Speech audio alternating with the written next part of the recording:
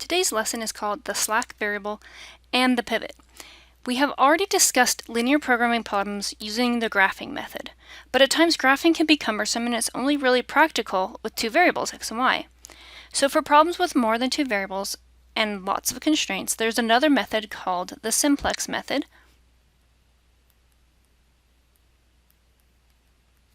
which will solve linear programming problems without having to graph. So the simplex method starts with the selection of a corner point from our graphing, right? But we're not actually going to graph it, we just use our corner point. And we often start with the origin, because that's the easiest, from the feasible region. Then, in a systematic way, another corner point is found that attempts to improve the value of the objective function. Lastly, an optimum solution is reached, or it is determined that no such optimum value can be found. This method takes several steps, so in this lesson we will only be setting up the problem and beginning the operations. We will completely solve the linear programming problem in the next set of videos. So some notations we need to start off with is the variables. Because the simplex method is used for problems with lots of variables, it's not really convenient to use x and y and z and then maybe w because you run out of letters. Instead, we're going to use the symbols x1, x2, x3, ... meaning we can have as many as we want for the variables. The constraints must all be in the standard linear form. a1x1 plus a2x2 plus a3x3 plus ... plus a(n)xn, a sub n x sub n is less than or equal to b, with b being greater than or equal to 0. Now that's a lot of notations. All that means is these a1, those are just coefficients, okay? And the coefficients are constants like numbers like 3 and 5 and -2. And please note that b has to be greater than or equal to 0. This b can't be negative, because if you're less than or equal to a negative, then that makes all your constraints negative. And in word problems we need to deal with positive variables because we're talking about real world items. So which of the following are actually in the correct form? Well, notice we have 3x1 plus 5x2 is less than or equal to 8x3. Okay, here's a problem. The 8x3 really needed to be on the other side of the inequality, so we're going to say that this one is not in the right form.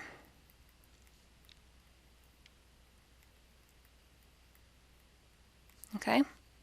How about the next one? 3x1 plus 5x2 minus 8x3. Okay, all of the variables are on the left side of the inequality. Great. The inequality is less than. Great. Oh, here's our problem. Negative. We said b has to be greater than or equal to 0. If this constraint means all the variables added up is less than or equal to a negative, then we're having negative variables, and that's not going to work for us. So this is not in the correct form. How about our next one? 3x1 plus 5x2 minus 8x3. Okay, all the variables with their coefficients are on the left. It's less than or equal to, that's great. Positive 10. Okay, this one is in the correct form. All the other ones had constraints that were not in the correct form.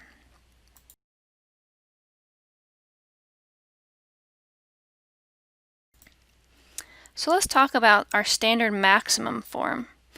A linear programming problem is said to be in the standard maximum form if the following conditions are met. So first, the objective function is to be maximized.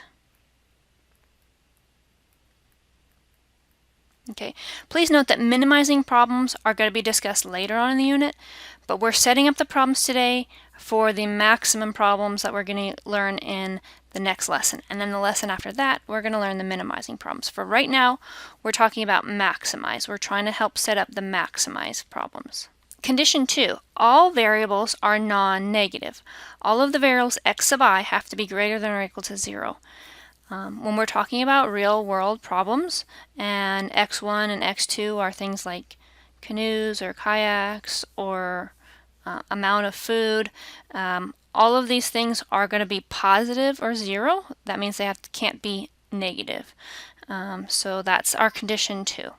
Condition 3, all remaining constraints are in the standard linear form, which we mentioned above. So here's an example of a linear programming problem in standard maximum form.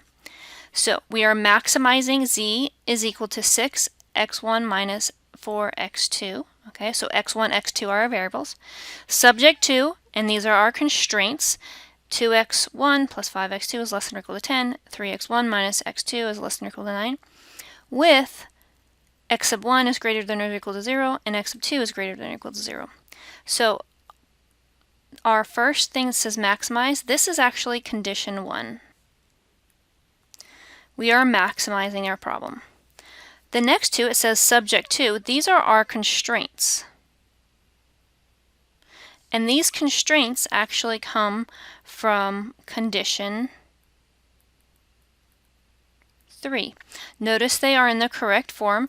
All the variables are on the left with less than or equal to a positive number. And then lastly, we have with x sub 1 being greater than or equal to 0 and x sub 2 being greater than or equal to 0. This is because all variables have to be non-negative.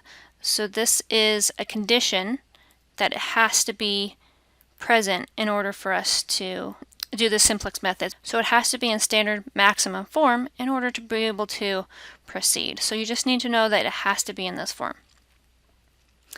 Next, we're going to talk about slack variables.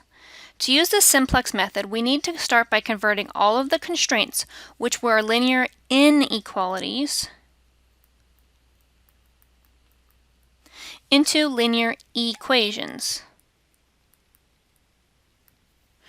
by adding a non-negative variable called a slack variable.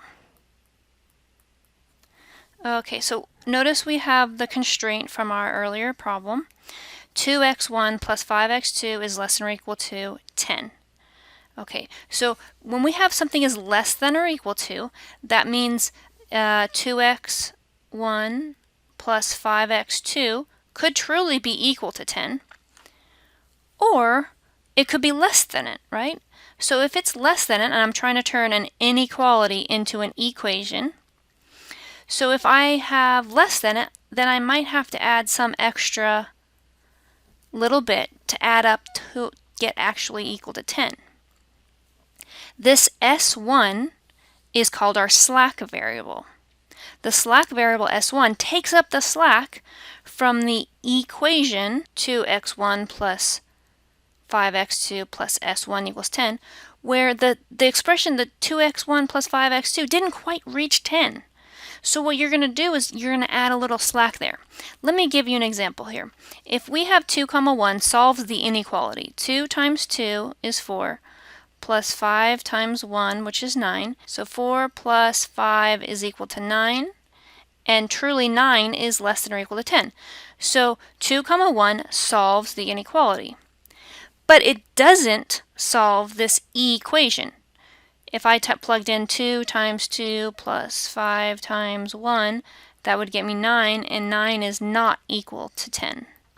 So 2, 1 doesn't solve that equation. But if we add this slack variable in, we have 2 times 2 plus 5 times 1 plus the slack equals 10. So that's 9 plus some slack equals 10. So with S1 equaling 1, 2, 1 can now solve this equation.